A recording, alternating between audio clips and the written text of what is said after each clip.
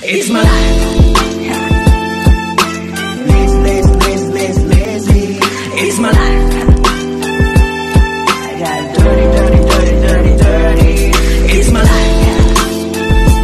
I wanna shop. Good morning. Mamula ako ngayon ng bonsai dito sa gilid ng sapa. Yan, gilid ng sapa yan. Yan yung ano na yan. Ito yung spot na pinangukahan ko dati.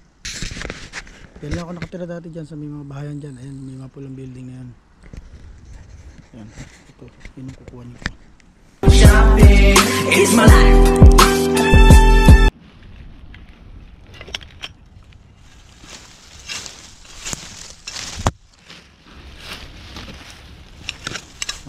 Ito na maayos. Wala lang pala eh.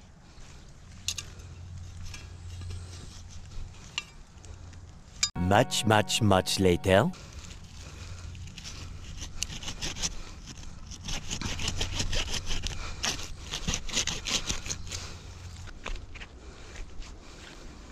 Ay, nakaisa na ako. Ito. Tripod.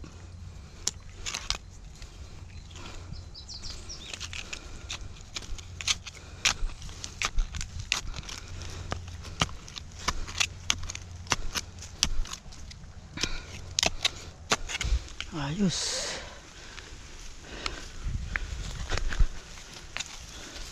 Ayan, inabutan na ako ng ulan. Akala ko isang buo lang yung kukunin ko na yun. 3 hati-hati pala yun. Pero okay na rin. Wala ako. 2 hours later. Yan. Ikakabit ko na tong ano na to. Yung puno na to dito para nakapit siya. Para hindi siya umuga. Para hindi siya mamatay basta-basta. Kailangan kasi pag bagong tanim, ano siya yung ingatang mauga. Lalo na pag lumalabas ng mga pinong ugat. Tapos pag nagtagal-tagal biglang mauga yung puno, magkakalagot yung mga pinong higla ng ugat. Kaya yun ang ikakamatay niya. Kaya kailangan i-fix natin siya. Yan, pero yan, nakabit ko na yung panali. Ito isa.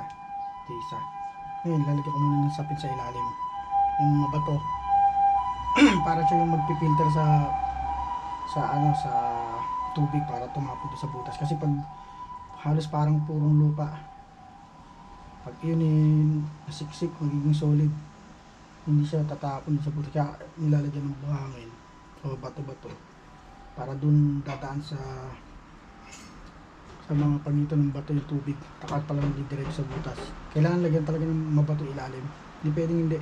Kasi minsan tumitigas yung lupa eh. Parang putik na matigas na yung parang clay. Yun ang dahilan kaya namamatay ang halaman. Nalulunod. Nabubulok ang mga ugat. Ngayon, ito na. Nalagyan ko na rin siya ng screen. Yan. Ito panali. Lagyan ko muna ng sapin na bato-bato.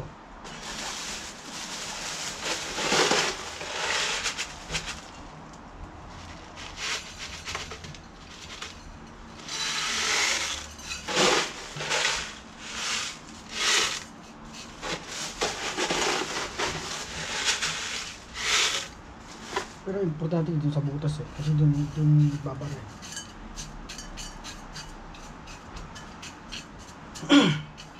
Yan, ito na yan. Diyan kasi lulusot yung mga tubig sa pagitan ng mga bato na yan.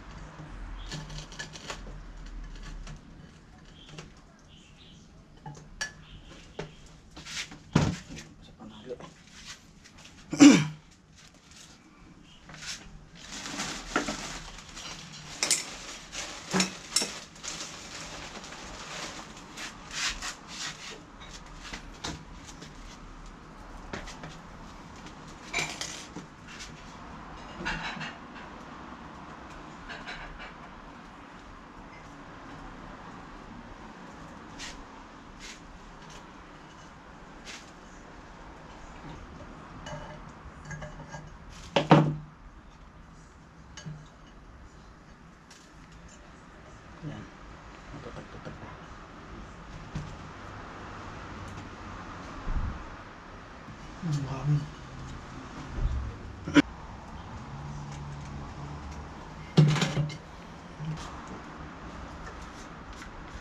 Ano pala akong hook dito mo, nakalimutan ko lagay yung isang pwede nun.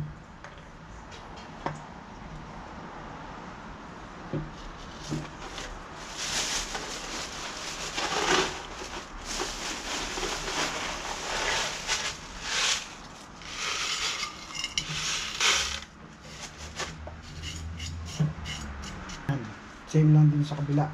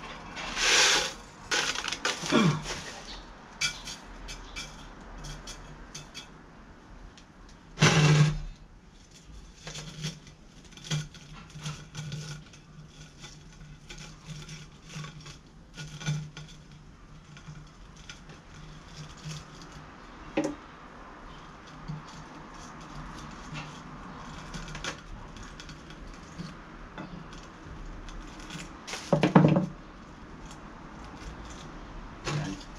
Ano siyang driftwood. Yan. Ang bulok. Ang bulok. Ang ganda. Ang ganda ng loob niya. Papayaran ko ito ng lime sulfur pag nakauwi ako Pilipinas. Pag dadala ako dito para i-back ulit.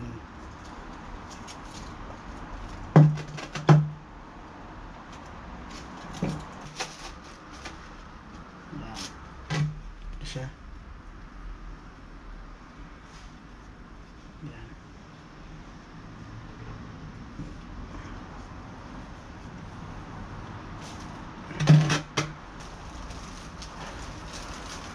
Yan.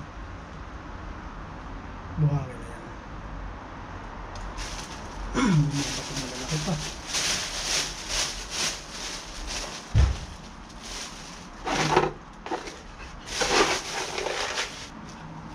Yan. Ayan, ito yan.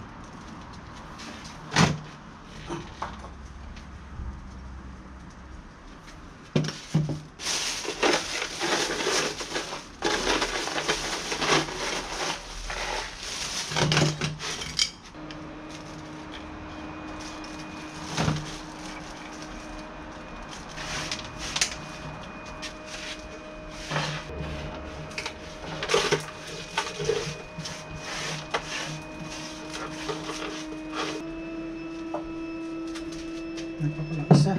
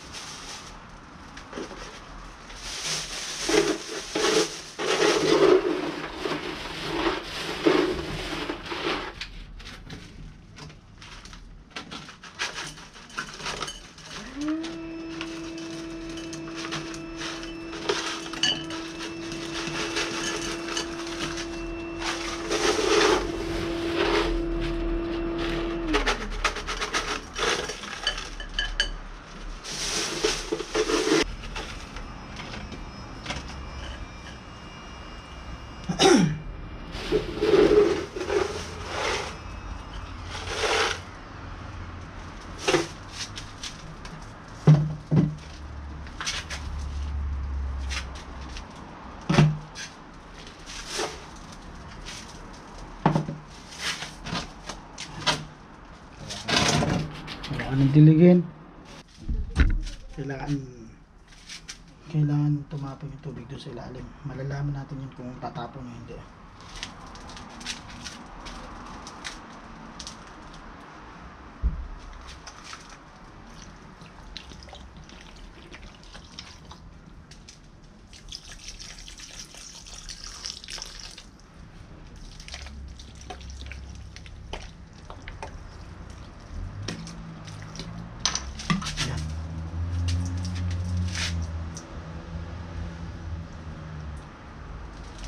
ko na.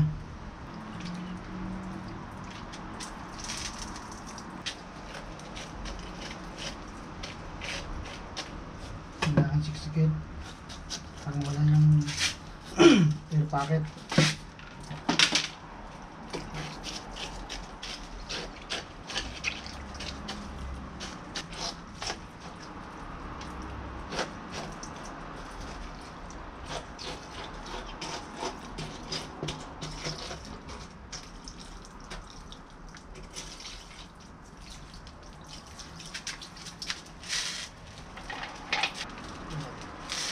I-sprayan ko lang to para mawala ng putik.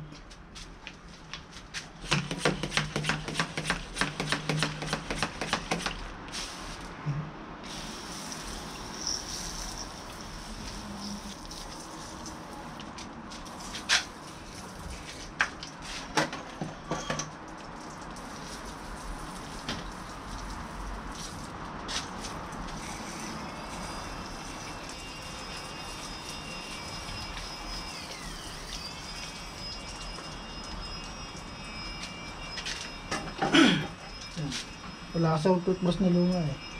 Pag ano, saka ako lilinisin to. Yan. Habang tumatagal, masisiksik pa naman yung tuloy. Pero ganyan lang din ginagawa ko. Wala. Hindi ko na sinalaksak. Kasi buwakan naman to eh. Masisiksik din to eh. Yan.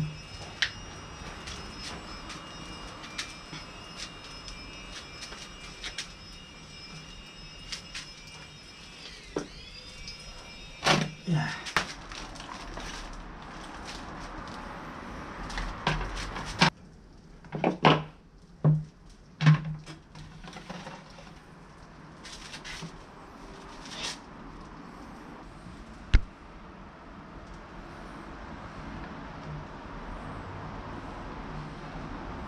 Ayan siya.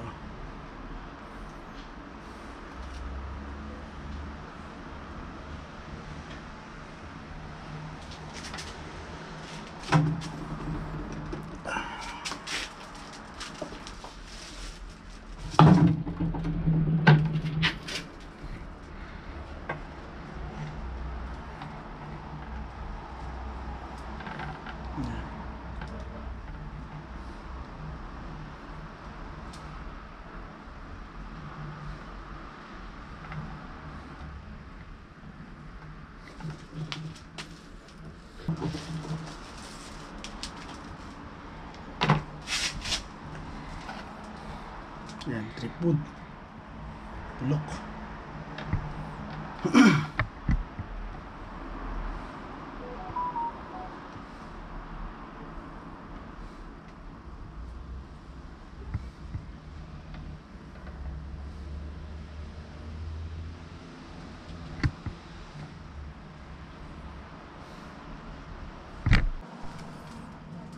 Yan, tapos na ako.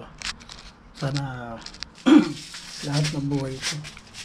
Siguro mga 1 linggo o 2 linggo mabubuhay ito. Malalaman ko na kaagad kasi nagtira ako ng mga dahon na maliliit. Yan, pag yan hindi na lang tatapos may biglang lumaki, ibig sabihin okay yan. Pero kadalasan alam ko naman pag nabubuhay eh, yung halos 1 week pa lang makikita mo meron ng ano. Ayan, pabalutan ko na lang ito ng plastic. Ayos na to. Ayan, sana mabuhay. Ay, ganito sila oh. May mga patay na katawan. Ito din. Ayan. Nalagyan ko ng lime sulfur pag nabuhay sila. Ito. Ganda.